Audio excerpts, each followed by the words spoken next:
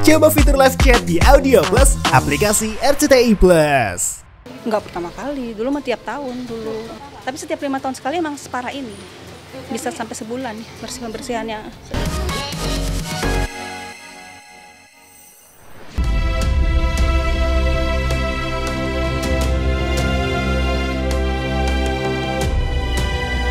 Pemirsa Silet RCTI, musibah banjir bandang yang melanda sejumlah wilayah di Jabodetabek hingga kini masih meninggalkan luka mendalam.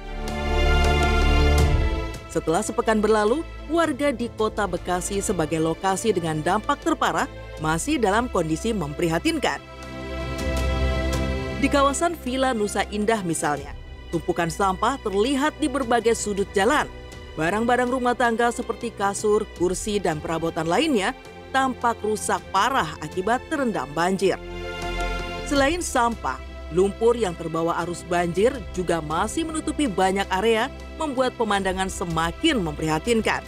Kondisi itu tidak hanya mengganggu kenyamanan warga, tetapi juga berpotensi memicu berbagai masalah kesehatan seperti infeksi kulit dan penyakit yang disebabkan oleh bakteri.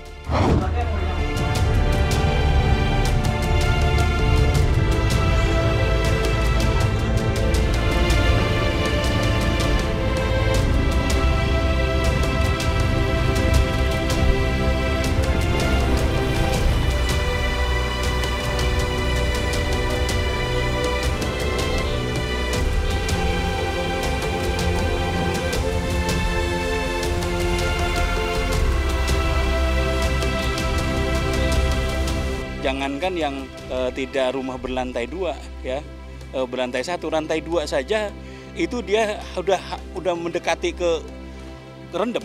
Ketinggiannya 3 meter sampai 5 meter, kecuali yang ada yang 1,5 ya. Kalau di sini udah di atas 3 meter. Kurang lebih sekitar 4.971 kakak yang terendam banjir. Paling parah ini. Kita kan nggak tahu bencana itu kapan datangnya dan juga pastinya sangat sedih. Semoga mendoakan yang terbaik lah untuk semua korban yang kena bencana ini.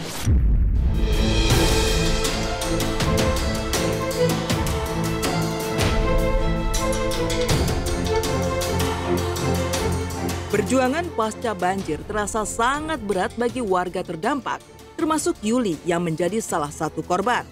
Ia menggambarkan rumahnya seperti kapal pecah, di mana hampir semua barang-barang penting seperti dispenser, lemari pakaian, dan perabotan lainnya hancur akibat terendam air. Bahkan, banjir kali ini mencapai lantai 2 rumahnya, meninggalkan lumpur tebal yang sulit dibersihkan. Yuli memperkirakan membutuhkan waktu sekitar 1 bulan untuk benar-benar membersihkan sisa-sisa lumpur dan kotoran. Ia pun harus mengeluarkan biaya sebesar Rp1,5 juta untuk proses pembersihan, sebuah pengorbanan yang tentu tidak mudah di tengah musibah. Ya ini nih kayak gini nih, ini di dalam saya udah kosong semua, udah gak ada barang-barang lagi dibuang tuh. Pakaian nggak ada, pakaian juga hanya sebagian saya bersihkan yang masih ini kan masih bisa selamatkan. Sampai atap? Sampai atap, ini ada batasnya sih. Yang di belakang malah sampai lantai 2 udah kena juga, karena lebih rendah di belakang kan. Pakaian, lemari, dispenser, udah pada diambil juga sih, yang ini sih udah berkurang nih. Ini pakaian banyak. Pakaian hampir semuanya sih, saya ambil sedikit aja. Semuanya perabot deh. Semua perabot? Saya mau kosongin aja. Takut nanti banjir lagi, susah nanti ininya ya. Udah 16 tahun. Enggak pertama kali, dulu mah tiap tahun dulu. Tapi setiap 5 tahun sekali emang separah ini. Bisa sampai sebulan pembersihannya bersih, sampai benar-benar bersih ya. Sampai selesai ya, 1,5. Gue berdoa supaya semoga semuanya bisa pulih kembali gitu loh. Saudara-saudaraku di sana juga semua bisa dikuatkan gitu, batinnya dan mentalnya juga, dan fisiknya juga pasti.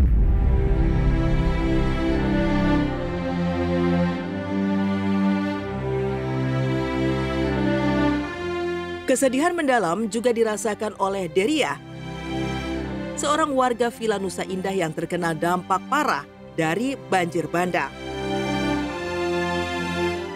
Ia mengungkapkan bahwa tidak ada satupun barang miliknya yang terselamatkan. Semuanya hancur total akibat banjir.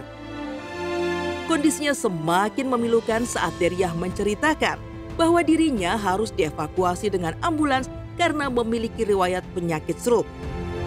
Ia juga memperlihatkan tumpukan baju-baju yang tidak lagi bisa digunakan hingga buku-buku sekolah menambah gambaran betapa besarnya kerugian yang ia alami. Nggak ada, kulkas nyala, alhamdulillah, tapi yang satu melayang, mesin cuci yang satu melayang. Buku-buku ini bocah juga, aduh bingung aku. Berarti nggak sekolah ya anak-anak? Enggak, udah berapa hari nggak masuk, uti bukunya nggak ada aku. Ya tuh gimana, ntar cari online aja tuh kan 2 bulan lagi kan. Kenaikan, makanya tanggung ya. Itu sampai foto anak saya tuh tengah-tengah foto itu. Sampai tengah-tengah foto Iya, itu tengah-tengah foto itu garisnya tuh. Baju-baju udah kata anakku, ya udahlah mah, nggak usah mikirin baju, nanti ada rezeki ya bisa beli, paling penting mama sehat gitu. Sekarang mah nggak ada barang yang satu pun tersisa gitu. Iya kan, saya nggak keburu, malah mau udah ambulan udah rame gitu, saya masih kena beber apa yang mau dibawa tuh bingung ya. Terus itu Pak Syukur itu udah, Uti cepetan, bukannya saya nakut-nakutin, nanti Uti kejebak air, bener kejebak, udah ketabrak air, ternyata air bener-bener kayak ini tsunami ya.